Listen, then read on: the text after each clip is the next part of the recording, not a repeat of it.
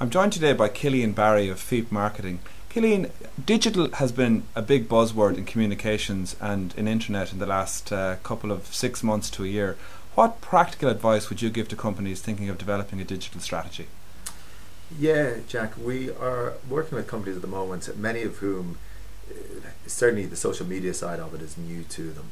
They may have been online for the last while, but now they're reading about and they're hearing about companies or competitors going on Twitter, being on Facebook, jumping into new technologies and new platforms. And I suppose our advice is a note of caution to some extent, that they need to have a very, very good think through why they're entering into the space, what they want to get out of the space, what they have to say to people in the space, and what they're bringing to it, rather than just simply being reactive to it. So some of the key areas we're advising is that they need to consider content. You know, what do they have to say? Too many people will set up a Facebook page, open up a Twitter account, but then realize actually they don't have very much to say, so therefore they're simply not going to draw people into them or attract them or keep them with them. The second point then we'd certainly advise on is they need to consider why someone would bother being part of it. So a company will always be excited and fascinated by their own product, and they naturally assume that other people should be equally excited by it, but that's often not the case.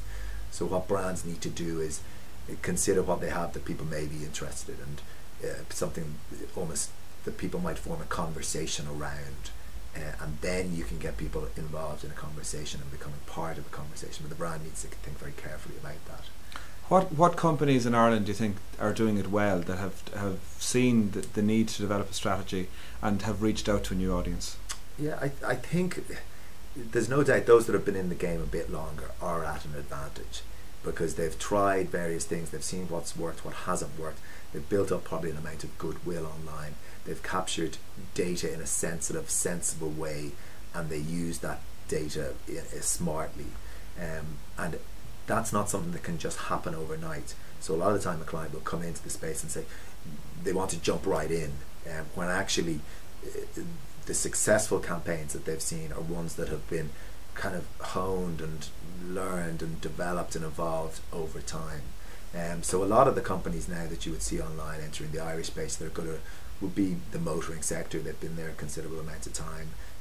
You would see Toyota have always been very good in that space. Some of the banks, they're pulling back a little bit recently, but there's also, obviously, if you look at the drink sector, they're getting considerably better at it. So you've got Diageo, I mean, are certainly leading the way in terms of the relationship marketing side of things and how they need to approach that area and how they need to handle people's data, and they're getting into the social media side and they're well advised in all those areas.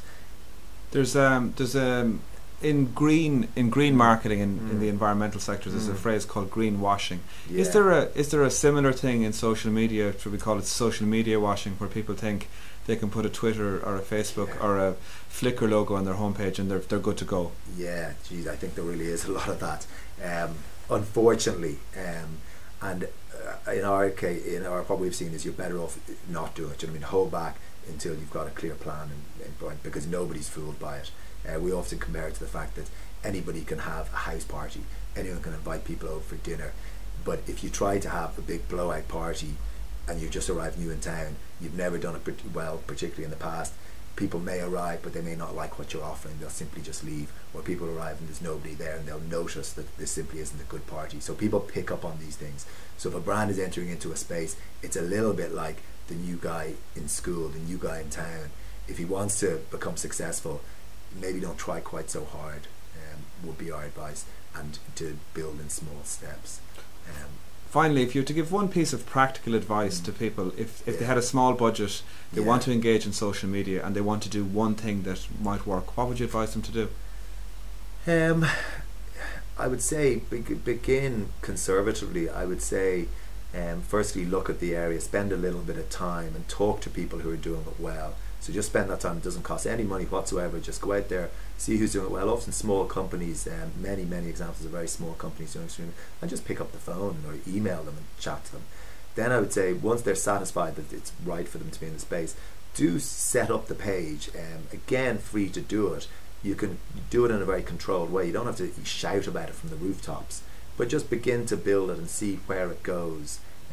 And again, the big benefit is that it doesn't cost anything, but at the same time, people's attention is not free. Do you know what I mean? You're not guaranteed people's attention in the space. Thank you, Cillian. Right.